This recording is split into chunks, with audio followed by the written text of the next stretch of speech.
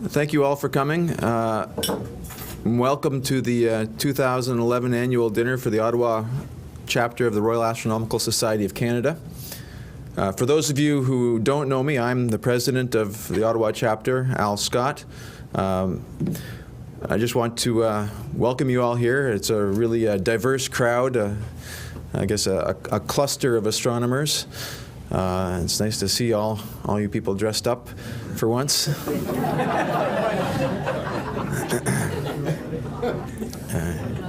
Shining quite well. It's been a good year, and as the year starts to draw to a close, I'd just like to review some of the things that have happened to us this year before we get started. It won't take very long. I won't keep you from your food. But we've had a lot of good things happen this year. A lot of outreach work, a lot of interesting talks, some great meetings. And you're going to be really excited for tonight. We've got a great speaker, and Dr. David St. Jacques, our newest astronaut at the Canadian Space Agency, is going to be talking to us about his experiences learning to become an astronaut. We've got a great meal that's going to be put on, and we've been here many years. Algonquin does a really good job, and you're really going to be impressed with the food. But before we get to that, I'd like to thank a few people. Gary for putting on this dinner and organizing everything. Gary's done a great job. Been cooking all day. Thanks, Ed. Thanks, Gary.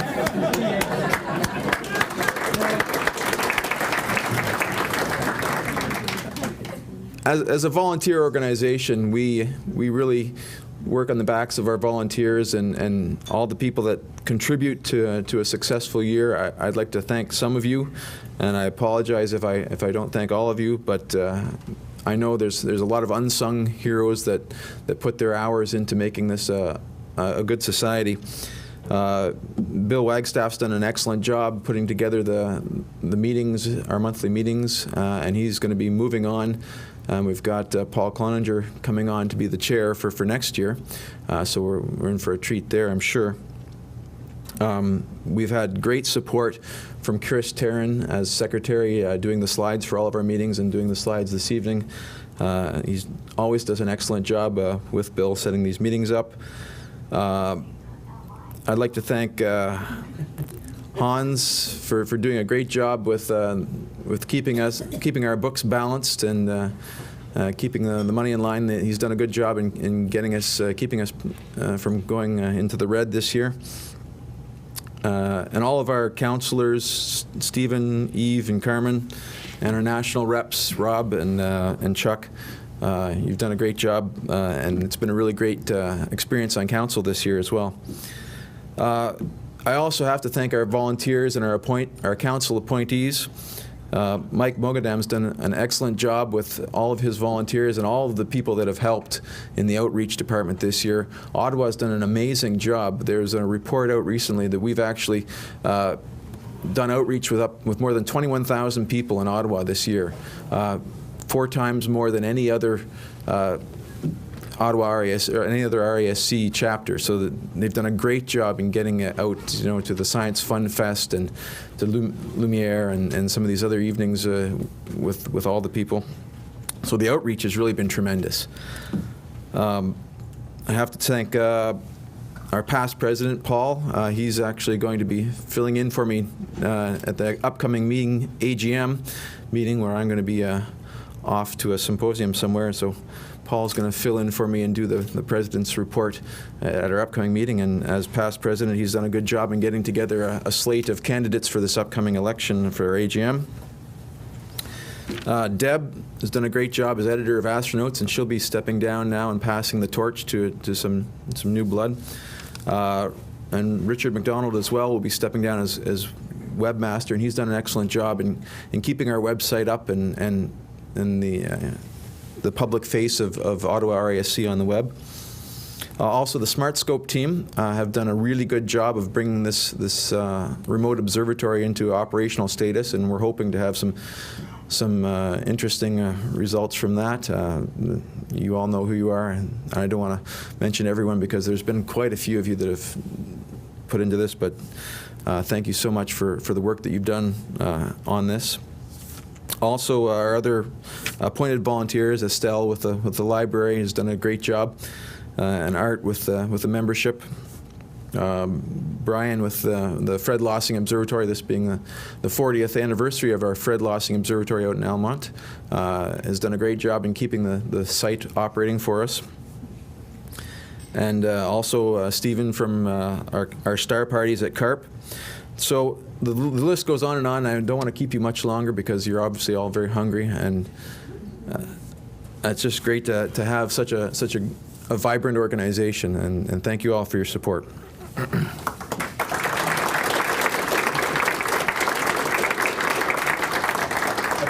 think Al forgot the most important volunteer in the group. That was the president. Thanks, Chris.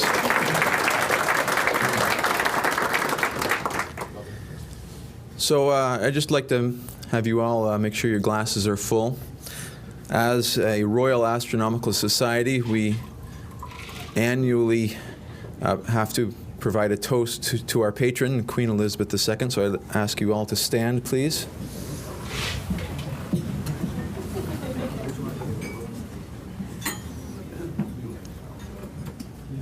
To the Queen. All right.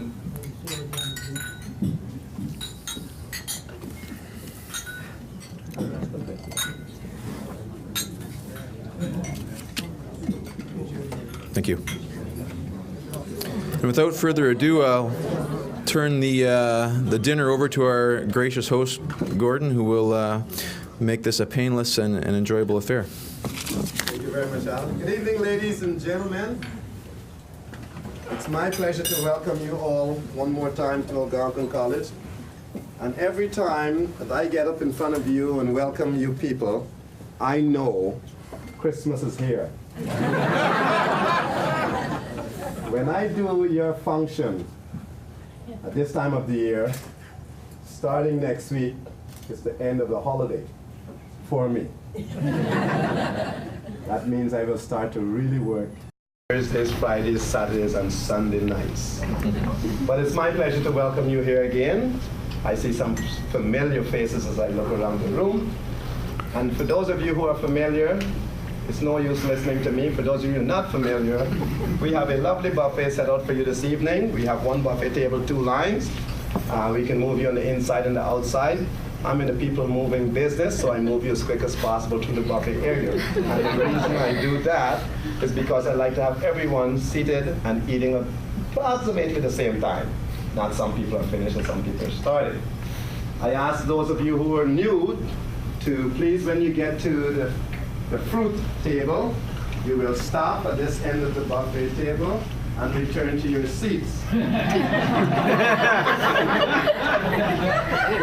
Old people, you know, they know that desserts come after.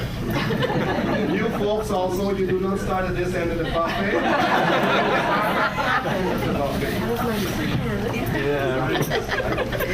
On your tables, ladies and gentlemen, you'll find wine can cards. Those who would like to order wines, please make your way to the bar, and the bartender will be happy to serve you. But I must remind you, those of you who are driving, to be extra careful with your drinking, because someone in front of you or behind you on our streets could be the person you have to keep your eyes open for. You should have eyes in the back of your head, in the front of your head, and know where you're going and who is approaching or coming behind you. I would like all of you to get home safely this evening. Thank you. Now, if I can have your attention over our chef this evening. Brendan was responsible for putting your meal together, and he did a very good job at it. I won't say the best, I say. You know why I said that? Can I have the lights up, please? I asked Brendan this morning to cook me a 85-pound hip of beef. Unfortunately, Brendan forgot me this morning. And at 6 o'clock tonight, and I think that's why you saw me in the parking lot. Nerves was running short. He had a raw 85-pound hip of beef at 6 o'clock. I said, I'm leaving. So he said to me, don't worry, boss, I can do miracles. So let's see if he can do any miracles for me now.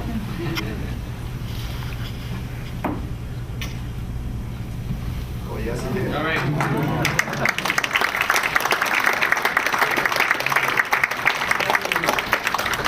Now you have well done on the outside. And of course you can return to the real portion of the meat. All our chefs are members of the Canadian Federation of Ice Carvers, and I'm quite sure all of you have been to the winter loom and you had an opportunity to see them exercise. And with a chainsaw in 2 hours, 15 minutes and 31 seconds, a 300-pound block of ice, and I do time them, Brendan was able to produce this masterpiece for you this evening.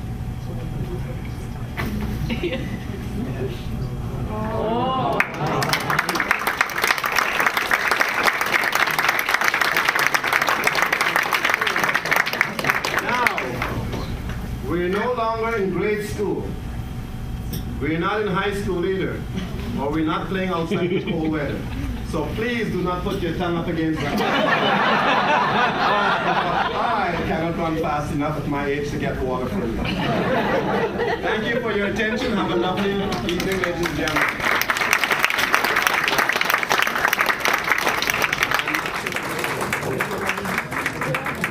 We'll try to move on with our program. So I'd like to ask Gary Boyle to come up and introduce our speaker this evening.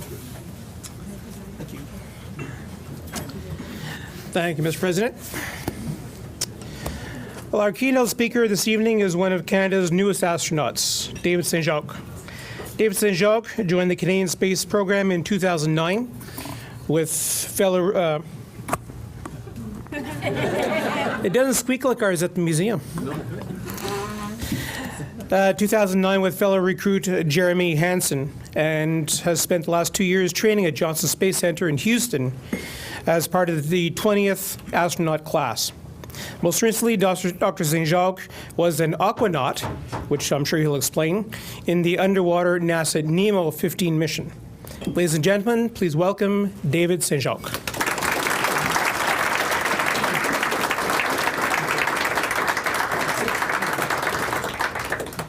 Thank you. Thank you, sir. Thank you. Thank you. Don't be nervous. We're a nice group. Don't be nervous. Hello. Can you hear me? Yes. I'm going to try to do this without a mic. So before coming here to this evening, I spent the last 2 days talking to various schools, primary kids and secondary kids. And then I was in my hotel room this afternoon thinking, all right, now I have to adapt this to serious adults. And then I thought, well, maybe I don't need to change my presentation all that much. It'll be 8:30, I'll have a few glasses of wine up. Maybe I'll be okay with a kid's level. We'll see how that goes. So forward it is. Forward. The mic is great. So I'm going to start with a little bit of ambiance here. This is what I'm all hoping to do one day. I think you got to put it on, no? Is it on? It's on. All right.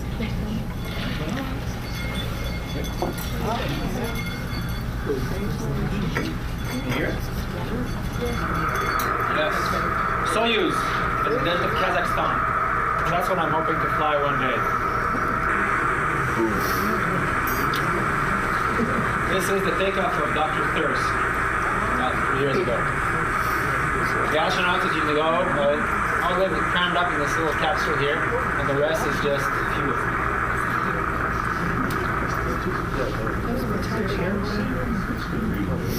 You're not supposed to shine a green laser at pilots, right?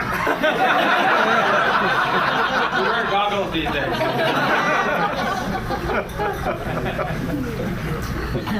And there they go, orbital insertion. Very busy working the console, working the radios, making sure everything is in order. They're probably already several times supersonic now. Leveling off, as you know, you start off vertical, slowly accelerate, dip over. By the time you're parallel to the ground, you're going about 25 times the speed of sound. And you stay in orbit.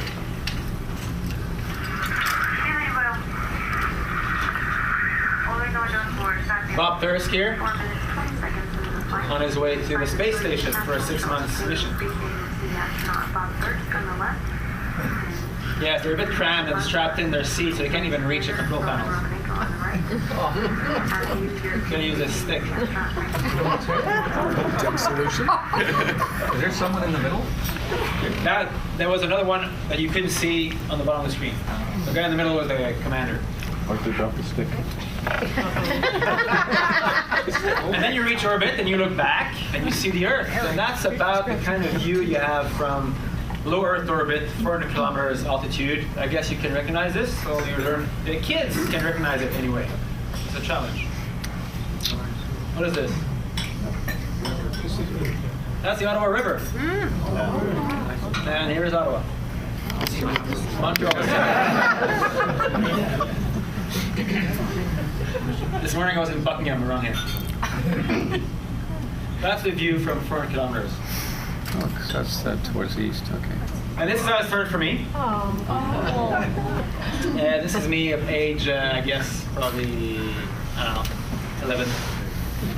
I was a little serious little boy, but I had my dreams like everybody else. And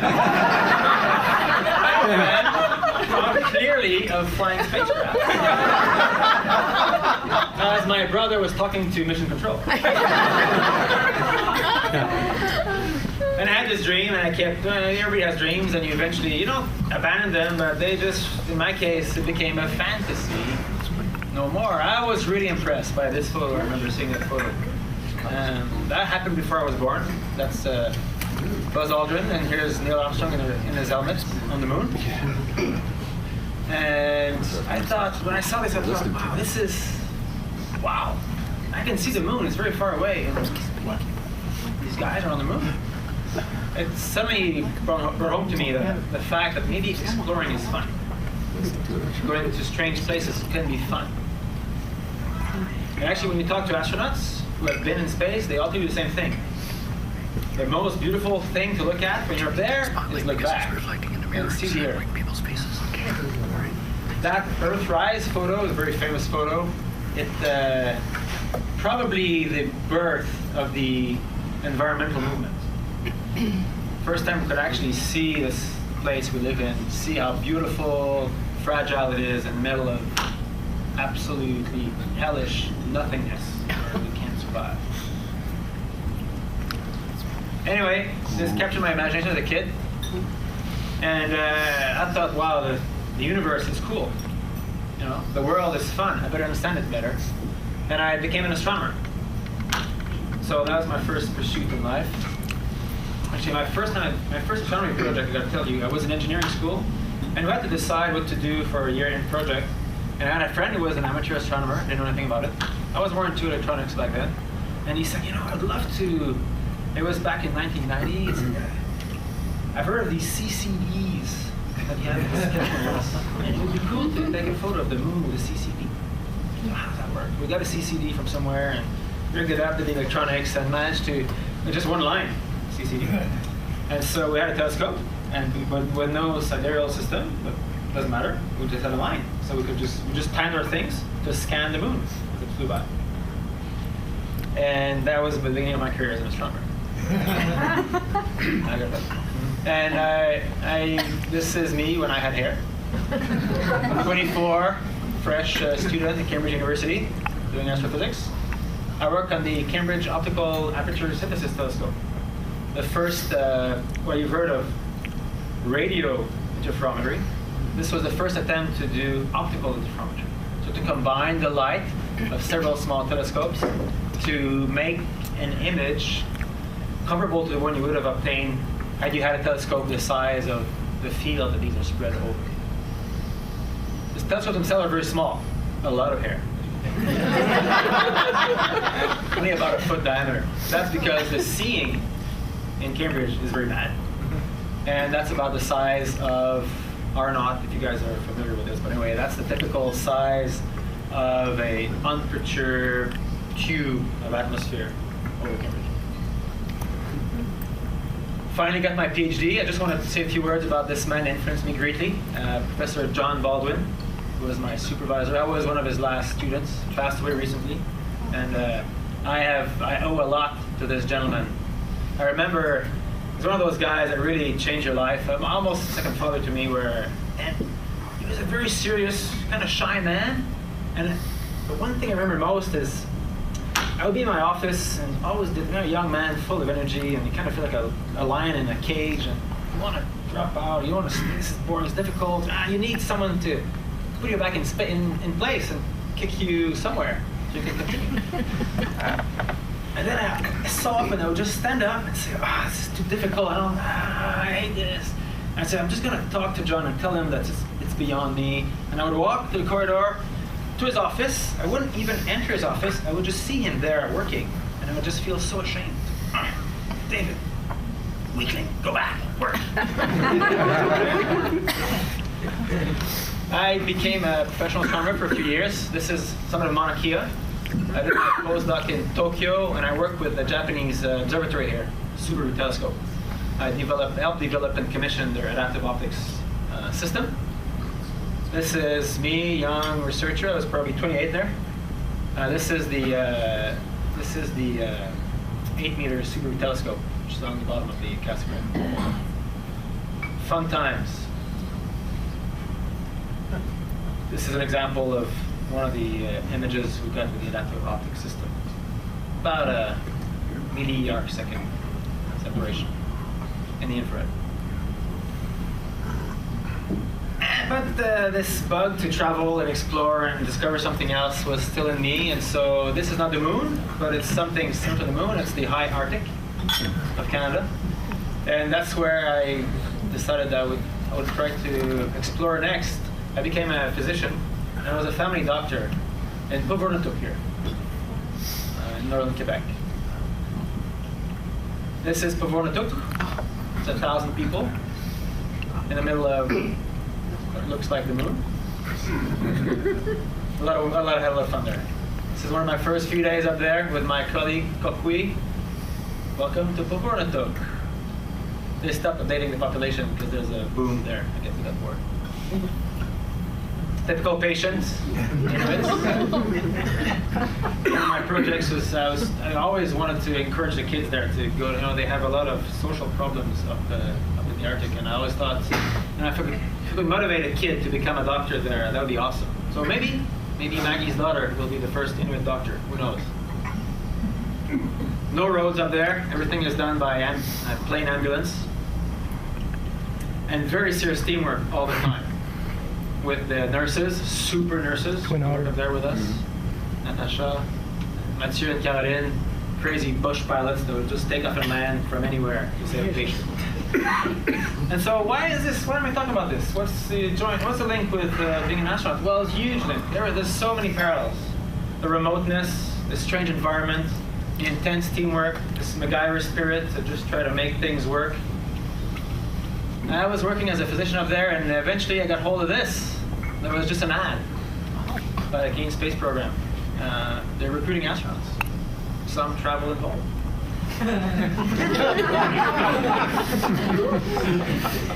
A year of tests later, a lot of physical tests, sort of hand-eye coordination tests, mental calculus, a lot of interviews, psychological interviews. There seemed to be a psychologist with us all the time, even when we were jogging. Kind of teamwork under stress test. This is interesting. This was in Halifax. There's a Navy facility where they train military ship personnel to fight fires and floods on board ships. So they just threw us through that training and fast forward and just saw how we fared. This is another kind of test. This is a simulation of a helicopter crashing in the ocean. And there's a whole procedure you have to go through. So they would just throw us through this. Normally it's a 2-week course. We have a 2 minutes brief, and then they would just have to do it by series.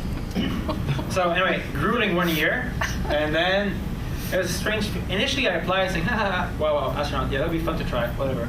Several thousand people.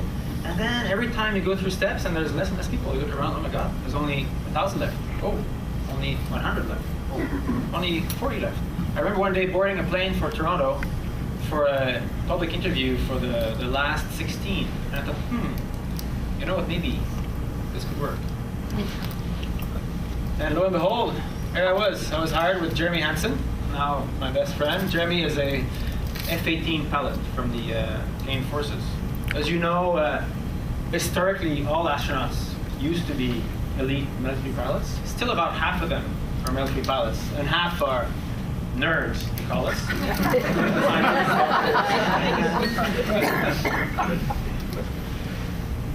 So they call us the nerds, we call them the knuckle draggers.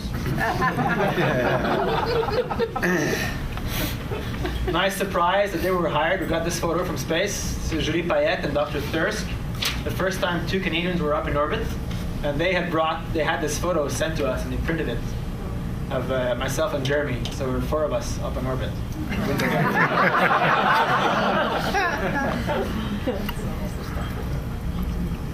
First day at work in NASA, at the Johnson Space Center. Probably the only astronaut ever to cycle to work. And my class, 20th astronaut class. I was just going to tell you about them a little bit so you get an idea of who they are. Myself and Jeremy here. Jack. Jack is a U.S. Air Force test pilot, one of the F-22 test pilots. Takuya was an airline pilot in Japan. Scott is a Navy ship commander and a Hornet pilot, and the Hornet, but the Tomcat pilot. Serena is an internist physician. Norishige is a surgeon from Japan. Mike is an engineer from the Air Force. Serena is a biologist. She actually, at 28, she ran a lab at MIT. After that, we have Ari is a Navy test pilot. Kimiya is a Japanese test pilot. Jeanette is a materials scientist and a CIA employee, she says. She never told us really what she was doing. She seems to know a lot about everything, though. Michelle was an emergency physician, and Mark was an Army engineer just back from Iraq. So that's the class. We've gone through 2 years of astronaut training. What is it, astronaut training? So for a nerd like me, the biggest thing you have to learn is learn to fly jets. And it looks fun and all that, but it's actually a hell of a lot of work. Actually, I'm wearing this suit because, I want to show this to you. This is what we wear in the jet. Actually, the one I wear in the jet smells of fuel and is all discolored because of sunlight and it's terrible. So this is the one I just wear for PR. That's my PR. But it's the same. It's the same. With the life, the emergency, the ejection seat, the parachute, and of course the helmet. And that is probably one of the reasons why we do this jet training. Flying jets is our only psychological trainer. Everything we do for training otherwise is a simulation. And it can be a very good simulation. On the back of our mind, you know it's just a game. Flying a jet is not a game. First, physically, you're all crammed up. This helmet, the visor, the oxygen mask. This very, very tight cockpit. What feels like 1,000 dials. The radio going crazy. The jet is very fast. It is the best trainer we have for what you require during space flights. This ability to manage a lot of data and make potentially life-changing or ending decisions. David, I need to ask you a question. Before they threw you in that jet, you'd flown smaller aircraft. No, sir. What? It's on-the-job training, drinking from a fire hose. You start in the back seat. You learn in the back seat. You mean you never learned to fly a Cessna, or? No, I do. Before? No, I do my homework, and I learned to fly. I got a commercial license now. But all this jet training you learn on the job. As an intensive course, they sent us with the Pensacola with the Navy to go through it's a 6 weeks version of a 2-year course, just to get the basics, and then that's it. So you'd never flown anything before that jet? Oh my goodness. And I wasn't in the front seat, I was in the back seat. Doesn't matter.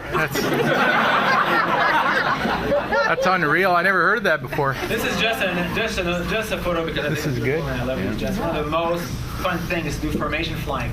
So I'm in the 4th plane, you can imagine, in the back. So, and you just try to fly in tight formation for a long distance. It's just gorgeous. and it brings us together a lot as a team. And then that's how the nerds learn to fly. And then we try to teach the knuckle draggers how to do medicine and science. So I took Jeremy with me a few times in an emergency room at McGill, and here we are in the simulation center. I'm trying to teach him how to intubate a patient and just give him the ropes of critical care. I was vaguely hoping that in the cadaver lab, he wouldn't like it, and maybe he would get a little bit queasy. I was hoping that because the week before, he had taken me in his F-18. And I have to admit, I was sick. But lo and behold, he was never sick. Even in the cadaver room, he's a tough guy. That was actually the first plane I ever sat in. So try it. Wow. Talk out of a drink in front of fire hose, yeah. And then we learn how to deal with weightlessness. And I got a little funny movie to show you about that. I don't need a mic for that. Well, maybe this is good. It's going to be too loud otherwise. So this is a what they call the vomit comet. It's a passenger plane that they strip of the seats, and it flies in big parabolas like this. And the pilot tries to keep 0G.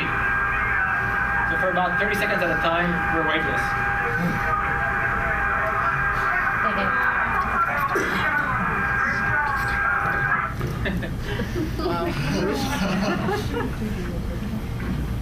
Then we learn robotics. As you know, Canada is a big champion of robotics.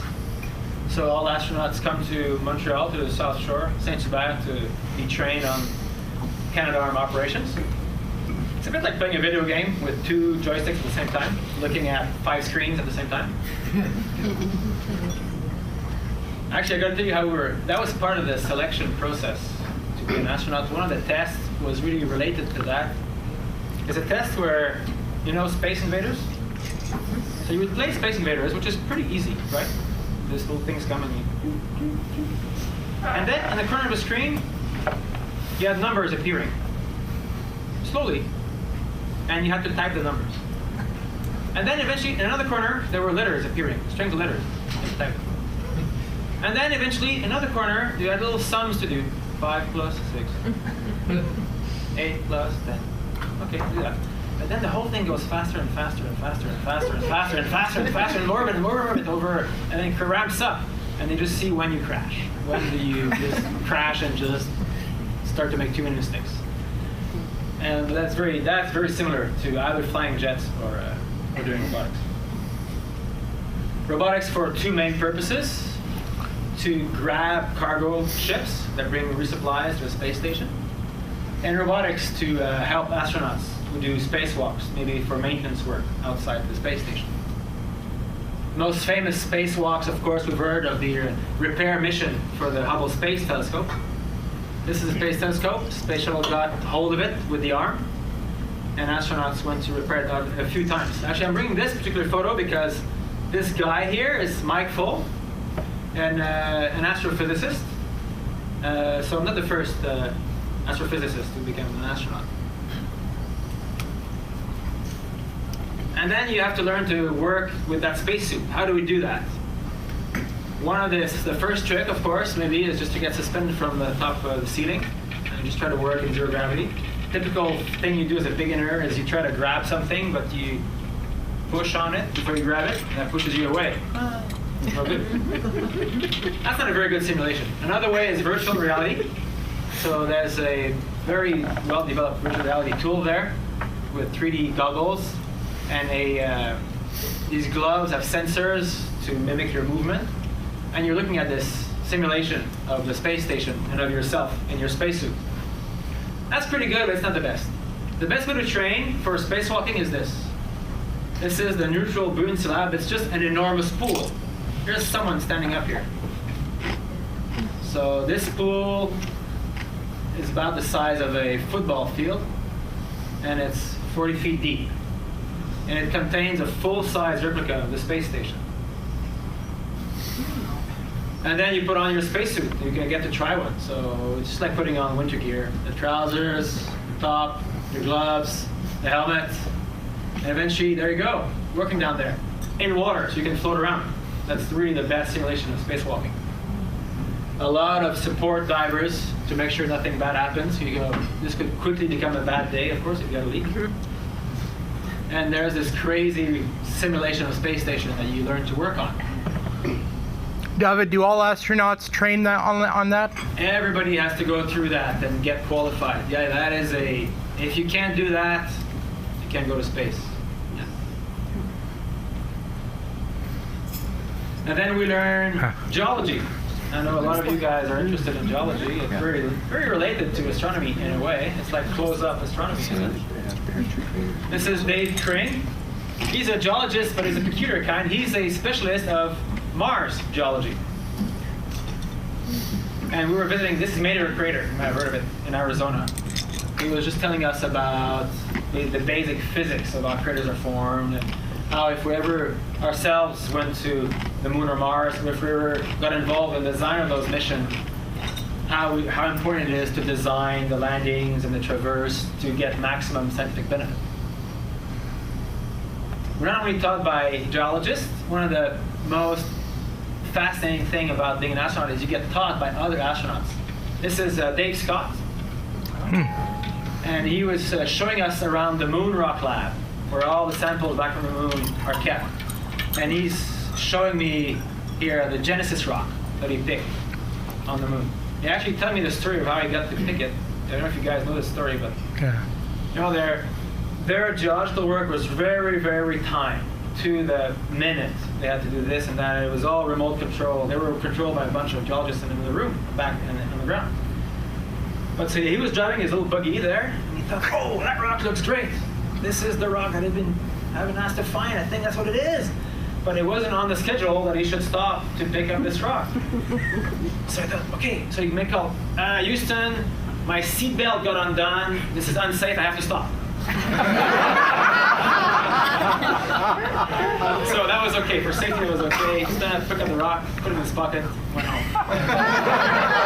Probably the most important rock ever picked on the moon because it's an anarchosite. Yeah. It's a remnant of the very beginning of the solar system, spewed up from the center of the moon.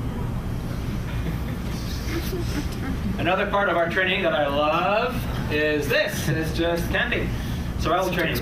So in this particular case, they dropped a bunch of us in the middle of the desert in Utah just to fend for ourselves for 2 weeks. And you know, if you're a whinger when you begin, you end up, you're not a whinger anymore at the end. You're a happy camper. I have to say, it was in the middle of August in the Utah desert, looking for what we were thirsty for 2 weeks. And in the end, we didn't care. We just drank mud. So, and even the Japanese guy grew a beard. Took a while.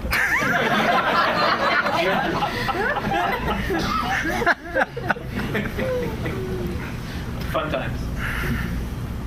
And then another thing we learned that I'm learning right now actually is how to be a Capcom, the control tower. That's maybe the first step towards having a real mission. You try to be on the other side. Try to be on the Earth side of the mission to understand what are the objectives, what are the constraints, practically what's going on. So these 3 shifts a day, full-time manning, it's like an emergency room. And you are listening to maybe 50 people talking all together. And as a Capcom, your role is to talk to the crew on orbit. You are the only person from Earth who can talk to the crew. Everybody who has something to tell the crew has to tell you. You put it all together in their words, and you talk to them. So they only hear one of their friends. They hear a colleague talk all the time. And you filter what you think is maybe just internal discussion and relate to it. Same thing on the way down. If the crew has something to say to a particular specialist of a system, they will ask you. And so they don't have to be so polite and talk to you. And then you can do the diplomacy work. The Capcom's always an astronaut.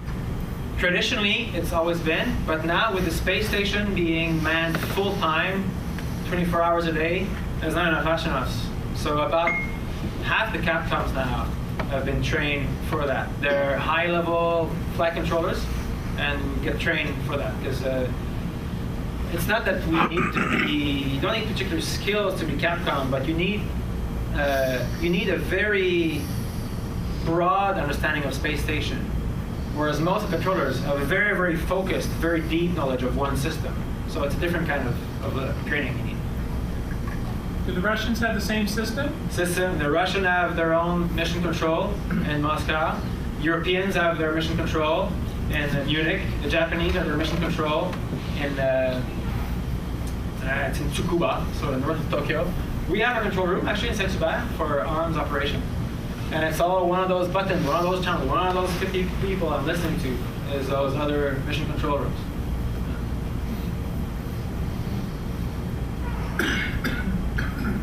Eventually, 2 years of astronaut training, and we finally got our wings.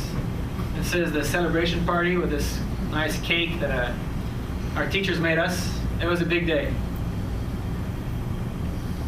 And then I got my first mission. My first mission was NEMO. It's not a space mission, an underwater mission. We are, the next step after we've gone to the moon is to go to an asteroid. Why? Asteroids are much further than the moon, but they're not quite as far as Mars.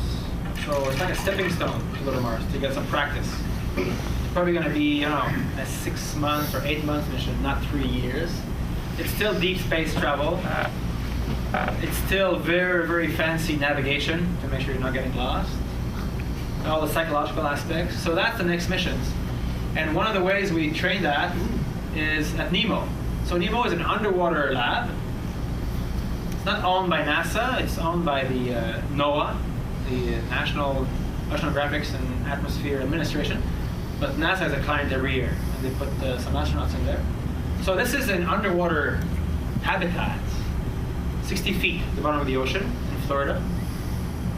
And it's full of air. We live in there. Imagine you have a glass, an empty glass, top it over and put it in a bucket of water. Air is still in there. It's just pressurized. So the door is here, just in the floor. There's a hole in the floor, and we go inside. But you live in pressurized air for several weeks. So those of you who know about diving, you need to start thinking about, the bends and saturation problems. We are completely saturated down there.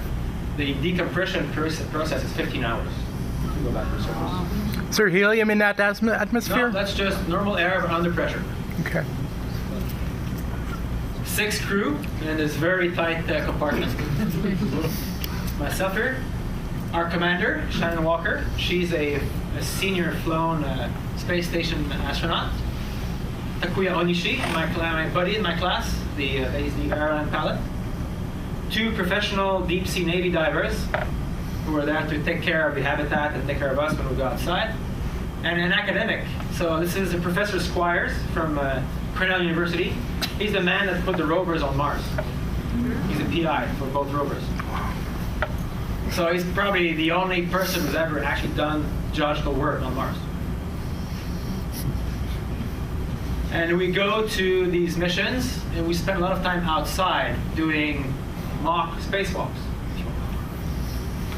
We don't use scuba diving gear. We use something that simulates astronaut suits. So these are these deep water pressurized helmets, and we go out. This is this hole in the floor to exit the habitat, and we simulate being on an asteroid. We had this little kind of fan on our back that was to simulate a jetpack, and the problem with going to an asteroid is there's no gravity, so you can't land, you can't walk. Working is difficult with a hammer because you bounce back. So engineers have been thinking of ways to do this, and the aim of our mission was to just try them and give some feedback to the engineers so they could work on the better solutions. We have these little subs. These are actually made in Canada, in Vancouver. Deep water workers, they're called, to simulate little spacecrafts that we might use to hover near the asteroid. So I was very fortunate as a rookie astronaut to get involved in these missions. There's some scientific work done also in NEMO. This is Dr. Thirsk during his NEMO mission. He was practicing doing surgery remotely. He was being helped remotely by a specialist, so kind of telehealth. Why am I talking about NEMO? Again, why am I talking about space? It's because I want to make it clear that the career of an astronaut is not to be in space. career of an astronaut is to be on the ground, working the space program, making advances, pushing his ideas, helping his friends fly safely. And eventually, if things go well, if you're in good standing, you get pulled out of that work and sent to training. It's a bit like a mountain climber. What fraction of a mountain climber's career is spent on top of a mountain? Almost nothing. What he spends most of his life doing is dreaming about his climb, getting prepared, buying his gear, getting ready, finding the team, the approach march, getting there. And if RFE from Summit he can't make it, well, that's it. He didn't have a bad day. You know, he's still a mountain climber. How am I going to go to space if I ever go to space? It won't be with a space shuttle, of course, because that's retired. I had the chance to visit the launch pad just before, not just before, a few hours before. This is the main engines here and the tail of the space shuttle. I'll fly with Soyuz, like the video I showed you in the beginning. Soyuz, you see it's pretty much smaller here. Some engineers on the launch pad, you can see the size. It's the old and venerable Russian spacecraft. It's been designed in the 60s, but it just works. Very cramped quarters. The launch takes about 10 minutes. That's the time it takes to get orbital velocity and enter orbit. But then the procedure to actually get close to the space station and dock to it takes 2 days. So we spent 2 days in there. You recognize here Shannon Walker. She was my commander during the NEMO mission. This is during her launch to the space station. You stayed fixed in that position for 2 days? That's just for launch for the first probably 5 hours. Then you can unstrap and you can move around. You can stretch your fingers. What are we seeing inside that spacecraft? What Actually, so that is the hatch. That's the door that they're going in from. It's on the ceiling. There is another part to Soyuz. So that section, that hole connects to their living room. It's about the size of the back seat of a car. So there's a bit more volume there for them. But they tell me it's normally full of cargo, so you can't go there anyway. But there's windows, so 2 days looking outside the window. These white sort of puffy things around. Yeah, this is all survival gear. There's winter clothing. There's watertight clothing if you get crashed in the ocean. So actually, this is a good image. Once you're seated, the hatch is closed. You cannot see the other crew members. That may be a bonus. You can only see control panels. So Soyuz. But you know, it works. It works. And then you come, eventually you reach the space station after 2 days. Why 2 days? I think in an emergency you could probably time it right and just fly to it and jack the orbit up and be there in probably 4 hours. We take 2 days because the launch first takes place at the end of a 14-hour day for the astronauts, normally, to get prepared. So typically they just go to orbit and go into a safe parking orbit, maybe 50 miles below station, and just go to sleep because it's been a long day. And after sleep, then they slowly, incrementally get close to the station, just so they don't actually crash into it. It's a 2 days process. And then they dock. Briefly, a few words about the space station. This is about the size of a football field. The arrays there. Space station is an international research laboratory that's orbiting the Earth about 400 kilometers above ground. It's been flying there for over 10 years. There's been someone in there for 10 years. Not one person, but every 3 months a new crew comes up. And there's permanently 6 people up there. There's a big US section, a big Russian section, a European section, a Japanese section, and the Canadian arm. So it really is an international project. It's a laboratory and it's a nice example of collaboration, both in engineering sense and in political sense, because it took a big effort to make this work. Space station is mostly a research facility. Here's Dr. Williams. She's a NASA astronaut, and she was commander of space station. Typical lab environment with cables and laptops everywhere and experiments everywhere. one of the nice things that you do on orbit, of course, is look back down. So this is a slide I showed to kids because some of them may not know what an aurora is, but I want to show you the next video because it's an aurora seen from space.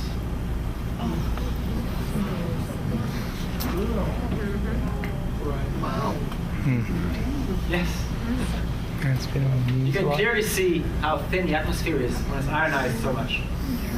Yes? Isn't that dangerous for you? I mean, you must have been, whoever is up in the space station must be exposed to a lot of radiation when that happens. You're right, and being on space station is a big radiation hazard.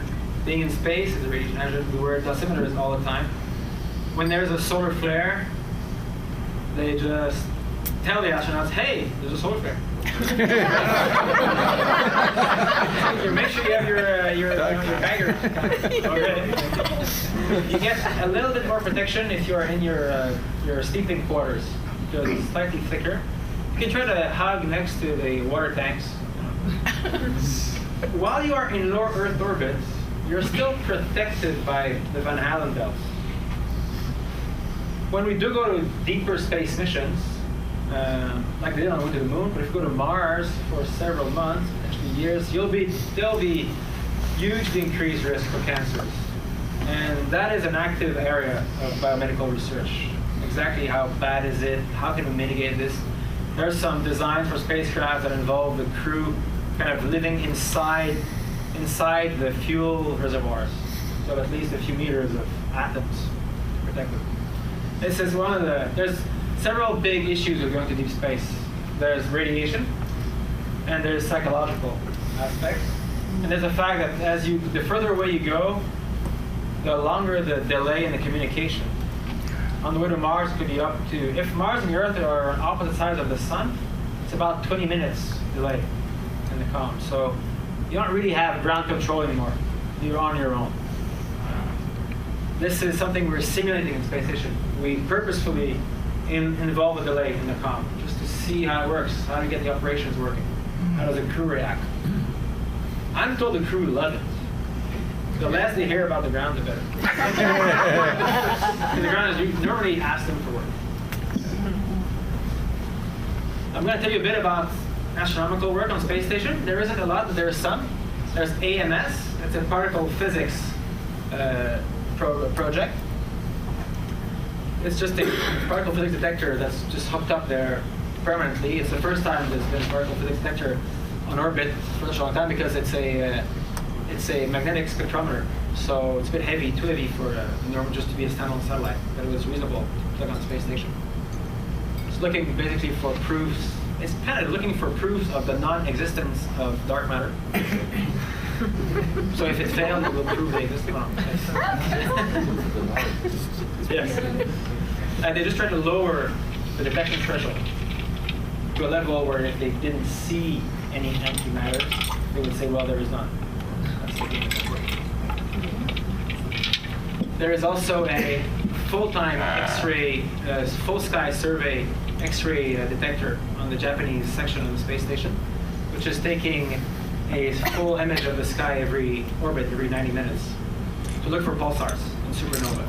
And when they get a blip on the detector, differential blip from previous pictures, then they send an alert to big observatories on the ground, and they can start to look for start their observations. And then there's normal daily life on space station. This photo I'm bringing up because it was a special day. On that day, there were 13 people in orbit. That was the most there's ever been. And every international partner was attended. So there were 2 Canadians, Julie and Bob. There was Koichi from Japan, Frank from Europe, from Belgium, a bunch of Americans, and a bunch of Russians. And Julie actually had brought a little sort of taster's delight of Quebec delicacies. This was that special meal. And of course, there's partying going on up there. These are pictures that don't show the media normally.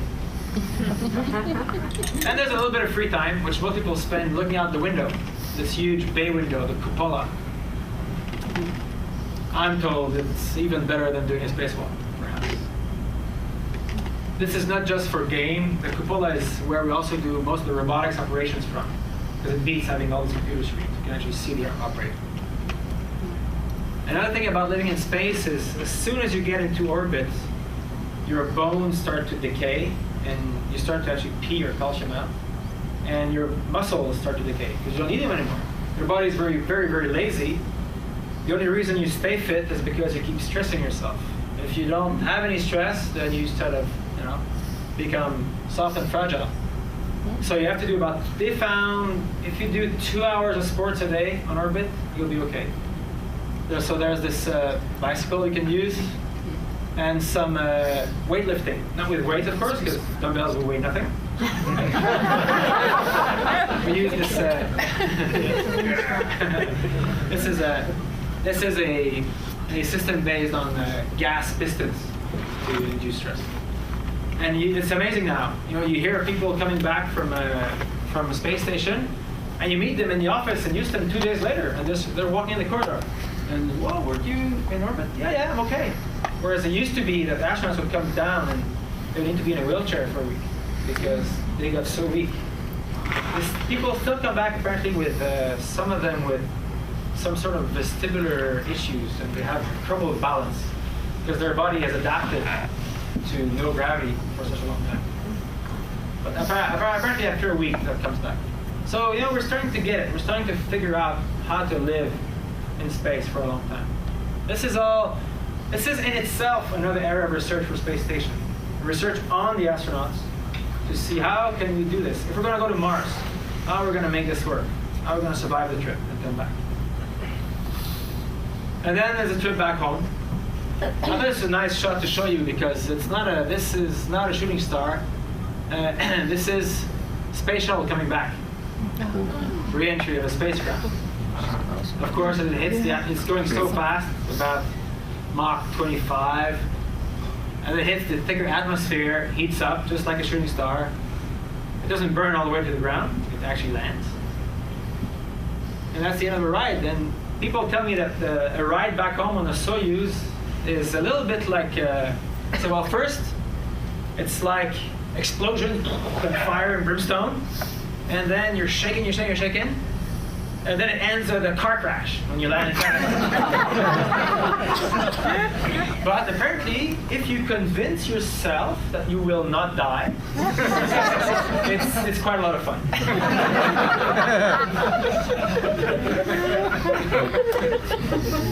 And I just want to close with this, just to invite you to follow the adventures of Chris Hadfield, who's the next Canadian to go up in orbit.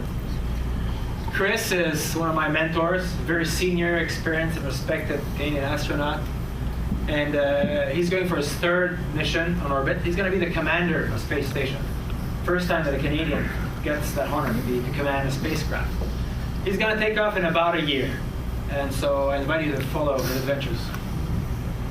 Chris has been very generous to Jeremy and I because, he's just been around the place for so long. Very generous with his advice. Like a big brother to us. A few words about other involvements, hot topics for Canada these days. Originally, we're very proud of ANIC F2. Canada, as you know, is a pioneer and a leader in telecom satellites. Some missions upcoming, NeoSat. This is an automated surveillance satellite to look for asteroids and little debris. Cassiope here. Another Earth observation satellite. We're also going to be involved in the James Webb mission. James Webb is from the son of Hubble. James Webb, the peculiarity of James Webb is going to be located at L2. L2, that means L2 is a place in space about 1 million miles away from Earth, where the gravitational forces of the sun and the Earth are balanced in such a way that it just stays there in sync with the Earth, so we can always talk to it. And it's going to be, so it's an infrared satellite. It's going to be in a very cold place with a very big heat shield. It's going to look outside, away from the sun at all times. It's better than being in orbit around the sun, around the Earth, because it's always in the shadow. It will not see the sun, because the Earth will be a partial eclipse. I don't know if they'll ever send astronauts to go and fix this. That'll be very far. Anyway, if they want to send me, I'll go. We're also involved in the next Mars rover. Canada is developing one of the geological analysis box that's going to go on this rover.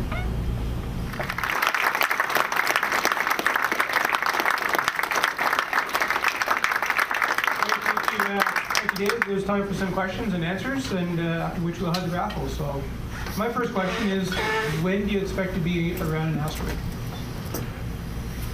That is decided way above my pay scale.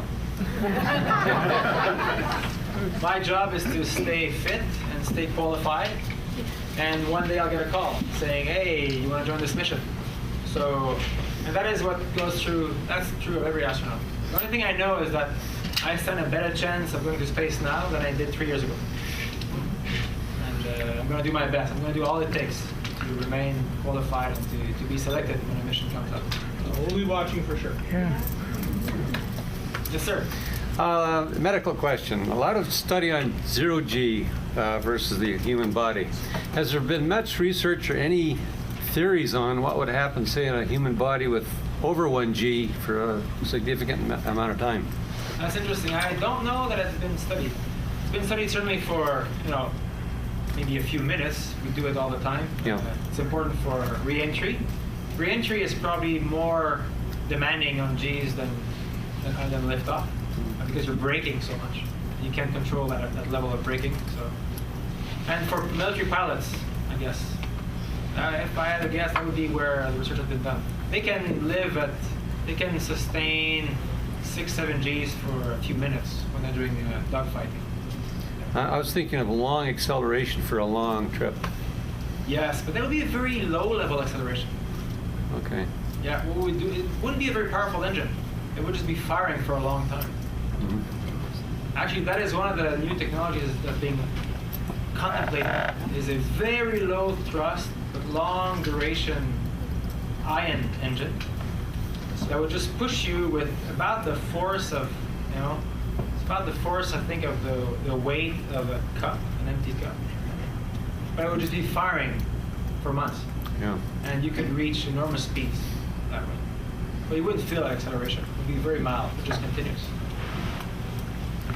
David, I have 2 questions. I had a million when I heard you were coming, but I'll narrow it down to 2. The first is similar to Chuck, but how long do you think, you're a medical doctor, how long do you think a human being can travel through space? Even if you put artificial gravity and you try to duplicate conditions and so on, do you think it would be possible to go to another star? That was my first question. The second is, what can astronauts do that no machine can do? In other words, this is the critical thing of being an astronaut, I think, is that you're doing things that the machines just can't do. And can you highlight what those things are? All right, so I'll start with the first question. So the main issues with long duration deep space travel is probably the one I alluded earlier, is this radiation. In fact, it's just not a healthy environment. We really are cocooned here on Earth. We evolve here. Life managed to evolve here because we have this protection from high energy cosmic particles. And the structure of life is so fragile at a molecular level. That is the main issue. So if we are shielded, manage to protect ourselves against that, then the next issue is going to be psychological, probably. Mm-hmm. And that's a hot topic of discussion. What is the best makeup of crew? And people are thinking now, what you need is just a little simulation of normal world population. A bit of everything is what seems to work. I mean, that's how we are built to operate. And then the other issue is, of course, you're going to end up being so far away from the Earth that people in this crew are going to end up looking at themselves as the whole world, and the Earth as them, the other people. There's been a very interesting event already back in the 70s during Space Lab. They used to, the first time they put people on orbit for a long time, they used to ask so much of them in terms of just maintenance work and check this and check that. One day there was a mutiny. the spacecraft commander on a Sunday morning. He said, "Hi, Houston. This is Sunday morning. Hello. We're switching out the radio. See you tomorrow."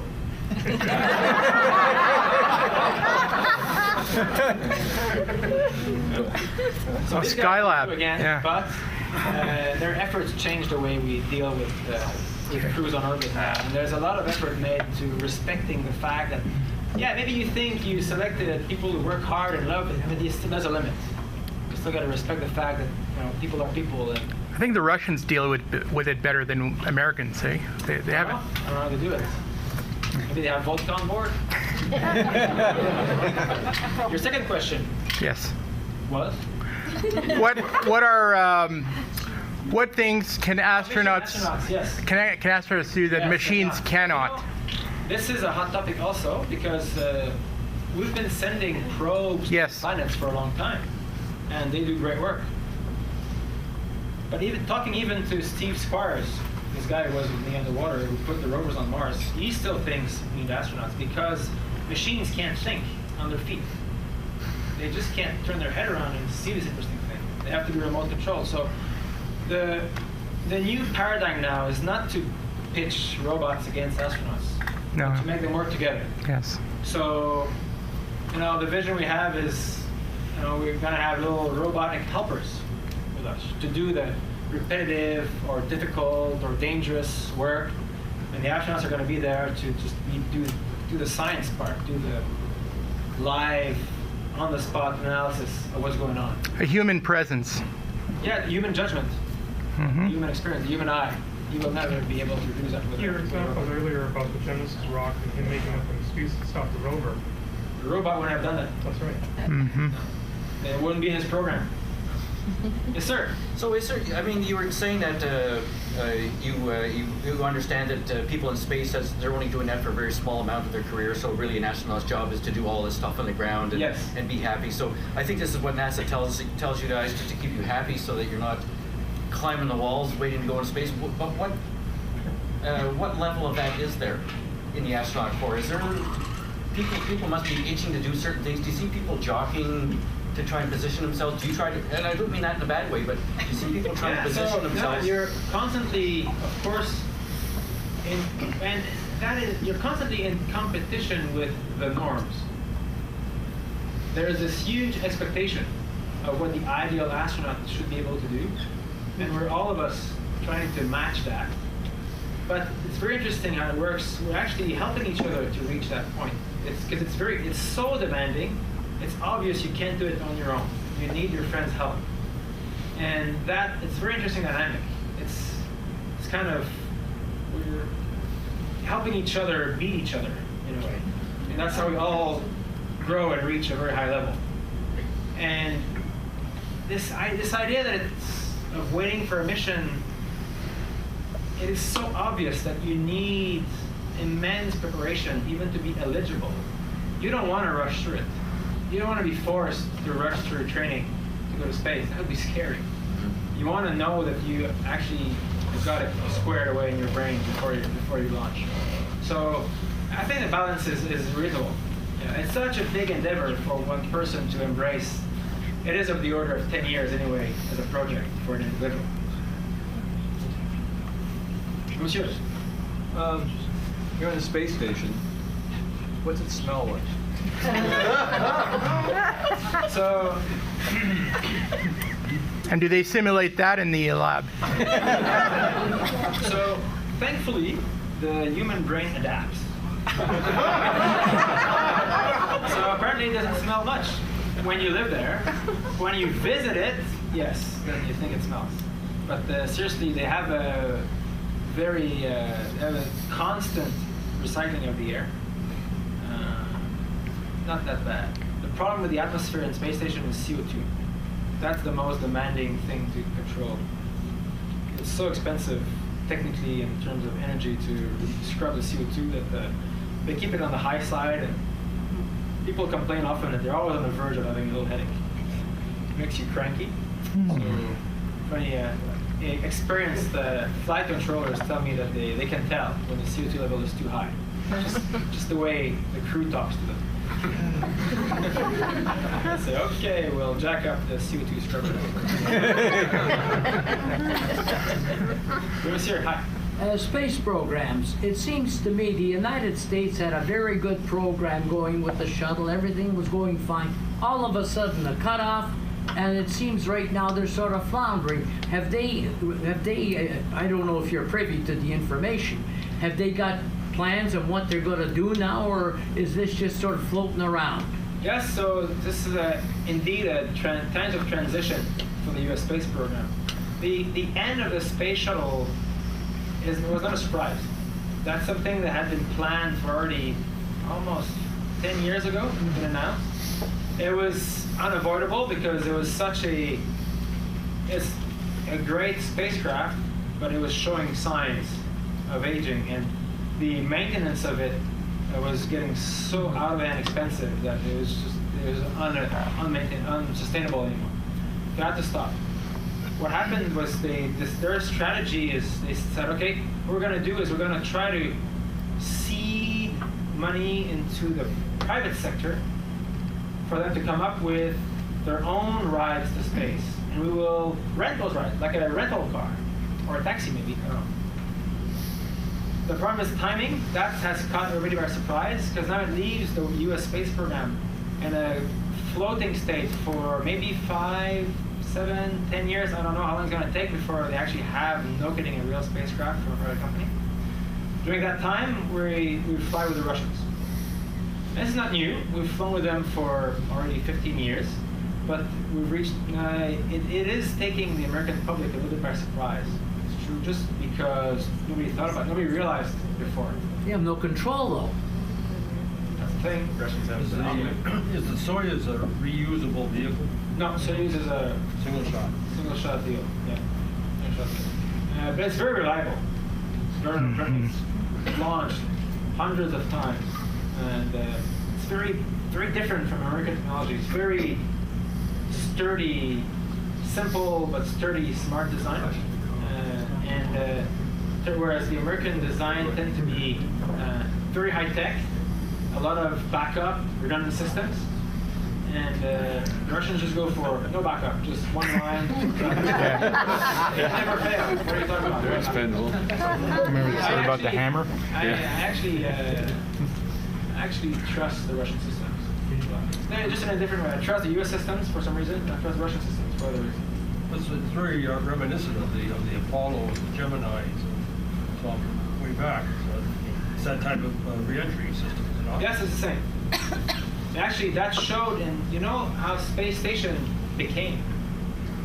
There used to be two programs. The Russians had a space station called Mir, and then they had a plan for Mir 2, second Mir. And the Americans had a program called Space Station Freedom. And back at the end of the Cold War, came from very high up at the presidential level in order to merge the two together to make the International Space Station. And boy, I tell you, that interface there, when you study the engineering of it, how did they match those two completely different designs at a physical level? It's amazing.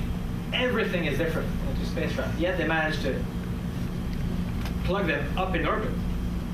It's really a feat of collaboration. So we're completely the opposite of the Cold War era now. And you could probably argue that the building of the space station was one of the quiet contributors to the thawing of the Cold War.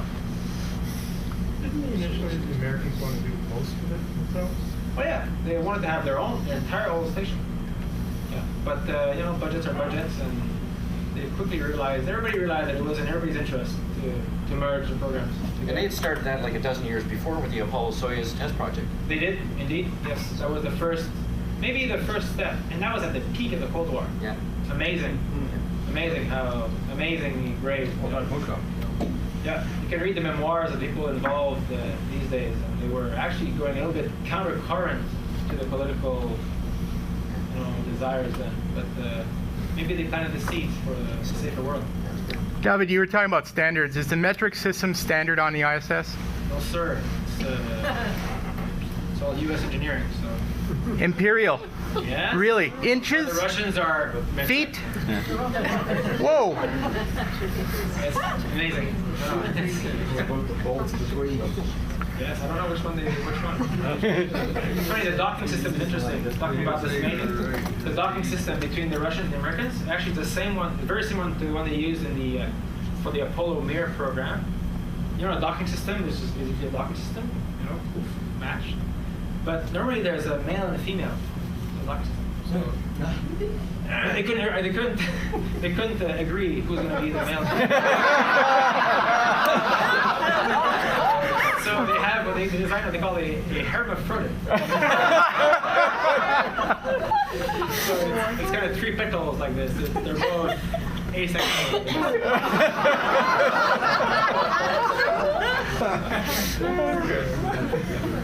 Yes, sir.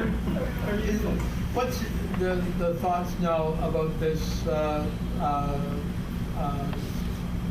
Mars mission that's floating around in space? Will they ever be able to get it restarted, or will it just eventually come back down to Earth? So I'm not sure I know what you're talking about. There is one Mars mission that only got partially into orbit. The Russians sent a Mars probe and it failed. Probe, yes. I don't know more than you about this. Sorry. Maybe someone here knows? They said it would fail after 3 days. Okay. After 3 days, they couldn't get it to Mars. Okay. I guess that's it. And that was 3 days ago, 4 days ago, so I think it's canned. How long before the Chinese are on the moon? You know, that's interesting, the Chinese space program. It's kind of semi-secretive military program. We have our own contacts between astronauts and Chinese astronauts. We talk, but at a high level, people don't talk. And this Chinese space program is interesting. If you follow them, you know, they're going step by step, but they are following their timeline. They've had a program for 15 years, and they reach their steps to the month. They now have the first part of a space station. They've had their first orbit, first man in orbit, first spacewalk. Now they're putting their first segment of a space station. They say they'll be on the moon in about 8 years. I don't know what they'll do. I don't know if it will be true. I don't know if the political momentum will continue. That will be a big shock, I think, to the rest of the world. That might reignite another race. Okay, we have T-1 question left. Margo, can you talk a bit about how you hope to marry your medical background with your astronaut work? Yes, so since I joined the space program, I really had to focus on trying to not be such a nerd anymore and learn to fly these jets and do all this operational work. And I had to completely leave my medical training aside. But now I want to become a doctor again. And my project is what I would like to get involved with is remote care medicine. When I was a doctor, I used to work up in a remote village, and we relied on local doctors and nurses kind of doing just being very crafty and knowing who to call maybe for advice and relying on telehealth. And it's very similar to what would happen on orbit if there was a medical issue. Whatever astronaut would be the doctor on board would just be on his own, having to figure it out. There's a lot of research being done in the space program to improve on-orbit medical care that I think applies directly to medical care on Earth. And so I think that's the route I'd like to take. If I can make a contribution to space research, that would be the one I'd like to make, to work on this remote care medicine. On your way to Mars. On the way to Mars. If I can be a doctor on orbit for a mission to Mars, yes, sir. Great, thanks. Well, Dr. St. Jacques will be around after the awards and everything for questions. Not too many because you have an early flight tomorrow morning. Because some of us live in Houston that won't have any snow. Yes. Unlike MIT, it's got to go back to Montreal that has snow. Well, thank you, Dr. St. Jacques. We have a little token of our appreciation. Thank you very much for an excellent talk.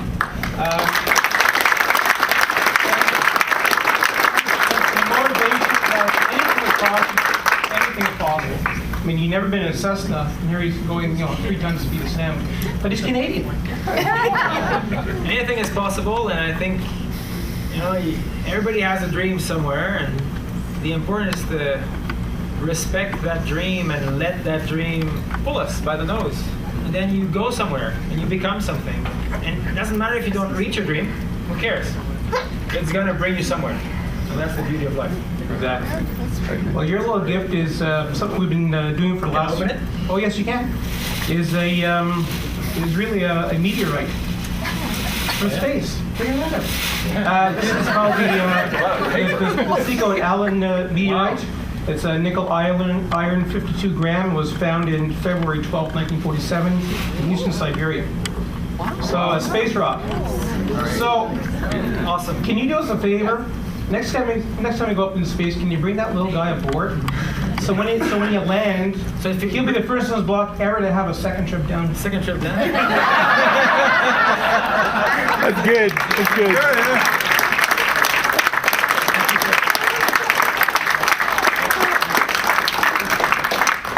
So next I'll invite Alan for some awards. So we have a few awards that we like to give out every year at this time, recognizing some of our members for various duties and going above and beyond the call, I guess. So our first one is the Paul Commission Observer of the Year Award. And this is presented every year to someone for their body of work in astronomical observations.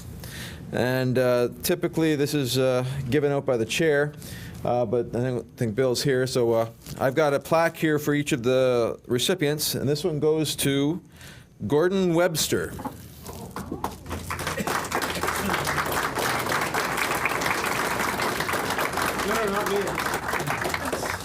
And I don't think Gordon's here this evening, so all right, we'll move on to the next one.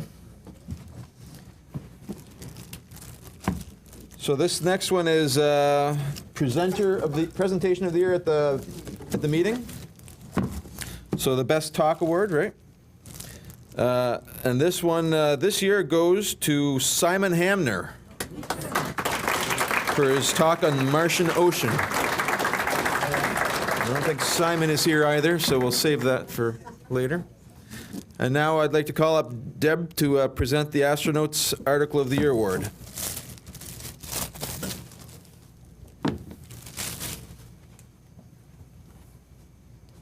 Okay, good evening, everybody. Actually, I'd like to give an award to everyone who's submitted an article this year, but I can't, but I could count them on one hand, actually. But one person stands ahead of the crowd, and not just for an article, but for story.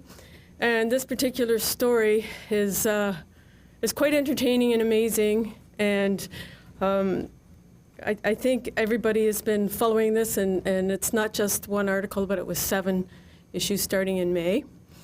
And the award goes to one crazy guy standing up over there for Sail Fleet. And I'd like to present this award to Brian McCullough. Come on up, Brian.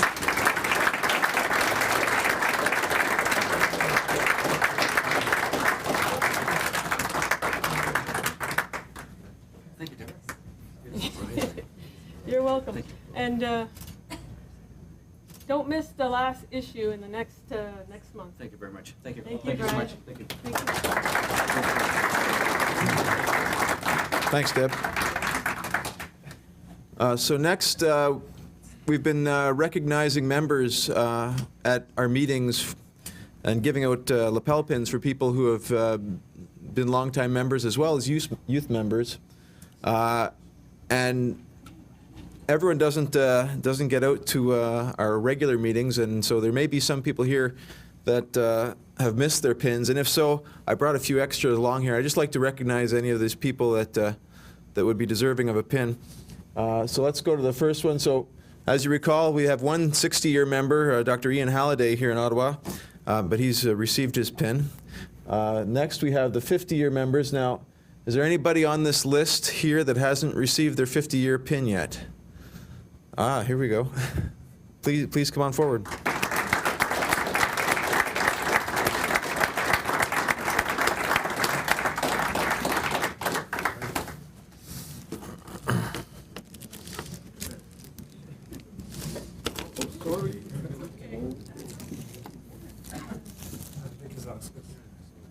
Thank you.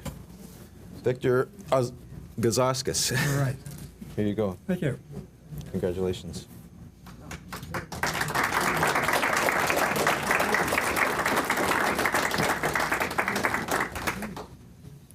Now we have the 40-year members.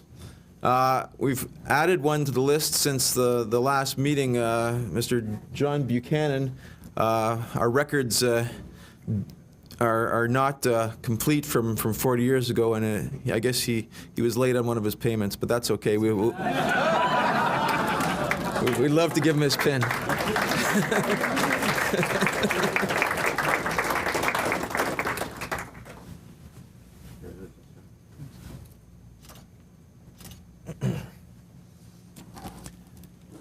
Anybody else in the 40-year category who is here this evening who hasn't got their pin yet? Isabel has her pin. Excellent. Everyone's okay, Brian? All right. Next, our youth members. It's a small category, but I believe we have one of our youth members here this evening, Nicholas Zuger.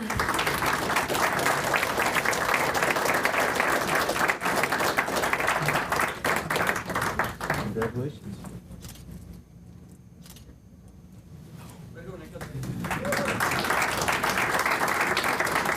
That's great to have youth members. It's a really good thing to grow the society.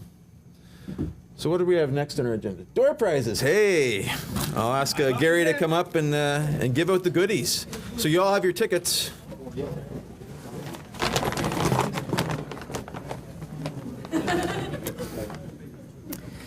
Okay, folks, so here we have as you probably looked on the table, a nice wide range of gifts. I'd like to thank the donators. $99 gift certificate from Software Bisque. That's dated until February of 2012, so you only have a few months to use it. Even in Oceanside, California, donated an ocular from Oceanside Photo and Telescope. Terry Dickinson, along with Firefly Publications, donated a great book. Sky and Telescope, Solar System Monopoly game. That should be pretty interesting. Astronomy Magazine was very gracious. 2 calendars. Of course, you don't win 2, 1 each, please. And 6 prizes of 1-year subscriptions to the magazine. Next slide, please. CTV ball caps and keychains. Focus Scientific, a beautiful Celestron handheld microscope that you can actually take pictures with your computers. That's a pretty neat thing that they gave. The Ottawa Centre bought a beautiful 2-time Celestron Barlow, a beautiful 30 millimeter and 35 millimeter 70-degree field 2-inch oculars. They're just gems for sure. And also 2 prizes of a calendar. And thank the Canadian Space Agency for the beautiful pins and bookmarks that you have. And I gave 3 LED lights. That's why I'm last on the list. So next slide. As we see, first come, first serve. On the other gifts, this will be the grand prize. This will be for the last gift left. Okay, so do not, unlike our meetings where it's a block, you got to tackle the people coming down to get the best prize. One at a time on this one. The telescope will be last. It's the sponsors of the Irish Music Ontario, Ottawa, sorry. They have a website on the bottom. They do have a nice night coming up on November 26th, a week from tomorrow night. So get on the website. If you like Irish music, who doesn't? Go down and enjoy. So thank you to them for contributing a brand new telescope. This telescope actually talks to you. I don't know what it says, but it talks to you. So it's a great beginner scope. Turn left, the next stop. Exactly. So as always, my tickets number 1 and 2 because we were the first to buy tickets. And we'll have our great guest, David, pick a winning number. And yes, guests do win door prizes too. The number is? And the winner is 0, 2, 5. Number 25. Sir? Oops. 25? Oh, winners must be present for their prizes. Excellent. Okay, I'll ask our esteemed guests the grand prize now for the telescope. Okay, number 1 for 5-year-old boy. Number everyone, or I don't drive to the airport tomorrow.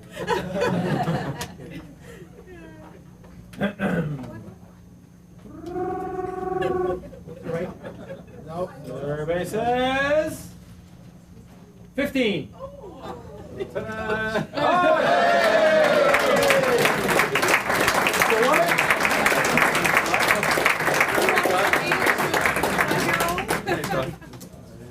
Oh, Gary, thank you very much. Thank you. I'll pick it up later. Okay. No, you gotta bring your Z. Come on. Okay, thank you, everybody. Thanks for for picking all the numbers. Sorry there were so many prizes. Again, I'd like to thank all the people that donated. It was a great night for sure. Enjoy your prizes. Thank you.